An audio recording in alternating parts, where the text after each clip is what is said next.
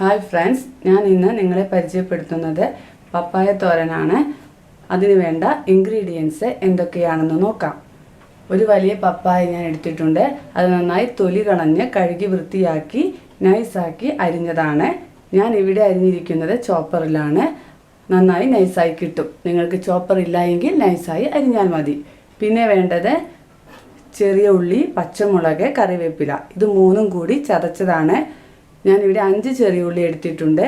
അതേപോലെ തന്നെ 2 പച്ചമുളക്, 3-4 ഇതൾ കറിവേപ്പില, മൂന്നും കൂടി ചതച്ച് വെച്ചിരിക്കുന്നതാണ്. കുട്ടികൾക്ക് കഴിക്കാൻ എരിവ് കൂടുതലുള്ള പച്ചമുളകാണെങ്കിൽ 1 എടുത്താൽ മതി. നിങ്ങളുടെ സൗകര്യം പോലെ ചെയ്തോളൂ. പിന്നെ വേണ്ടത് ഒരു പിടി നാളികേരം. നാളികേരത്തിൻ്റെ അളവ് നിങ്ങൾക്ക് കൂട്ടുകയും കുറയ്ക്കുകയും ചെയ്യാം. നാളികേരം ഇട്ടാലാണ് ടേസ്റ്റ്. ഞാനിവിടെ ഒരു പിടി നാളികേരം എടുത്തിട്ടുണ്ട്. പിന്നെ വേണ്ടത് മഞ്ഞൾപ്പൊടി, ആവശ്യത്തിന് മഞ്ഞൾപ്പൊടി, ആവശ്യത്തിന് ഉപ്പ്, കടുക്. പിന്നെ ഉണക്കമുളകും വേണമെങ്കിൽ ഉപയോഗിക്കാം. നമുക്ക് താളിക്കുന്ന നേരത്തെ ഉണക്കമുളക് നിങ്ങൾക്ക് ആവശ്യമെങ്കിൽ ഉപയോഗിക്കാം. അത് ഉപയോഗിച്ചില്ലെങ്കിലും കുഴപ്പമില്ല. എങ്ങനെ ഉണ്ടാക്കുന്നതെന്ന് നോക്കാം. ഈ അരിഞ്ഞു വെച്ച പപ്പായയിലേക്ക് നമ്മൾ ചതച്ച് വെച്ച ചെറിയ ഉള്ളി, പച്ചമുളക്, കറിവേപ്പില ചേർക്കുക. ശേഷം നാളികേരം ചതച്ച് വെച്ചത് ചേർക്കുക. ചതച്ച് വെച്ചതല്ല, നാളികേരം ചെറുക്കി വെച്ചത് ചേർക്കുക. ആവശ്യത്തിന് മഞ്ഞൾപ്പൊടി. മഞ്ഞൾപ്പൊടി ഇവിടെ ഒരു അര ടീസ്പൂൺ മതിയാകും. അത് നിങ്ങൾ പപ്പായയുടെ അളവനുസരിച്ച് കൂട്ടുകയും കുറയ്ക്കുകയും ചെയ്യും. ഞാനിവിടെ അര ടീസ്പൂൺ ചേർക്കുന്നുണ്ട്. വേണമെങ്കിൽ ഇനിയും ചേർക്കാം. ആവശ്യത്തിന് ഉപ്പ്. ഉപ്പിൻ്റെ അളവ് ആദ്യമേ കൂടരുത്. ആവശ്യത്തിന് ഉപ്പ്. ഇതെല്ലാം കൂടി ഒന്ന് മിക്സ് ചെയ്യുക.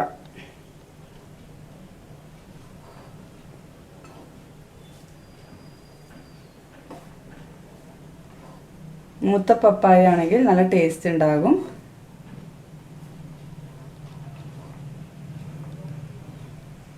നന്നായി മിക്സ് ചെയ്യുക.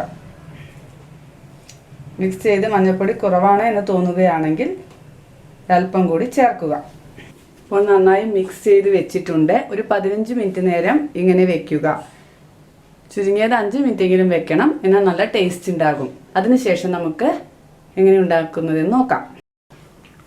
അതിനുവേണ്ടി ഞാൻ ഒരു പാൻ അടുപ്പത്ത് വെച്ചു. പാൻ ചൂടായതിനു ശേഷം 1 ടീസ്പൂണോ 2 ടീസ്പൂൺ വെളിച്ചെണ്ണ അല്ലെങ്കിൽ നിങ്ങളുടെ അടുത്തുള്ള ഏതെങ്കിലും വെജിറ്റബിൾ ഓയിൽ ഒഴിക്കുക.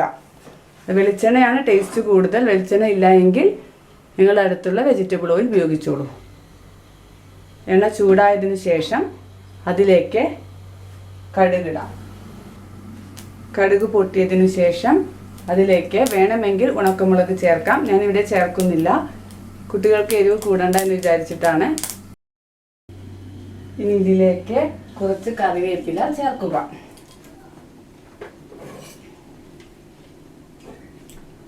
കറിവേപ്പില ചേർത്തു.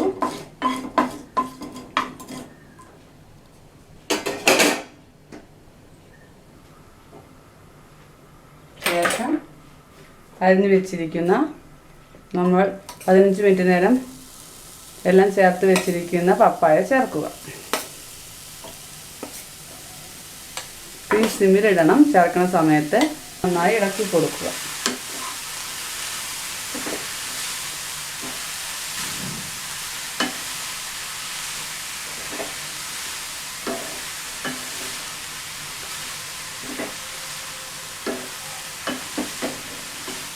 നല്ല സ്മെല്ല് വരുന്നുണ്ട്. ഉള്ളിയുടെയും പച്ചമുളകിൻ്റെയും കറിവേപ്പിലയുടെയും ചതച്ച സ്മെല്ല്.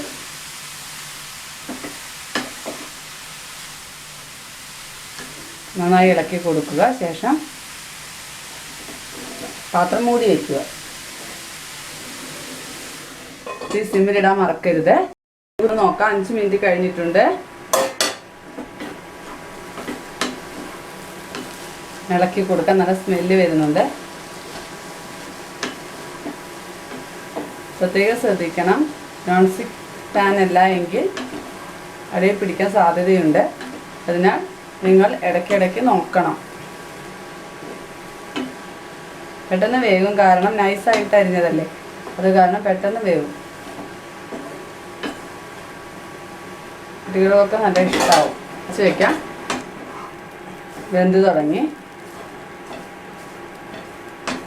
ഈ സമയത്ത് നമുക്ക് ഉപ്പുണ്ടോ, ആവശ്യത്തിന് ഉപ്പായോ നോക്കാം, കഴിച്ച് നോക്കാം.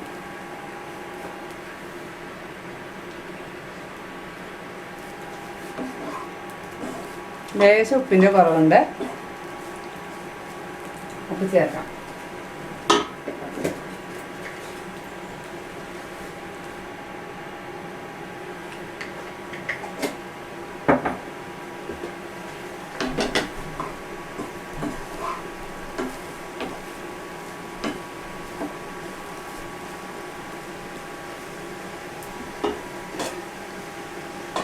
രണ്ട് മിനിറ്റും കൂടി അടച്ചു വയ്ക്കാം.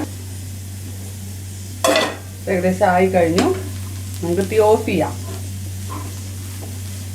പപ്പായ നന്നായി വെന്തിട്ടുണ്ട്.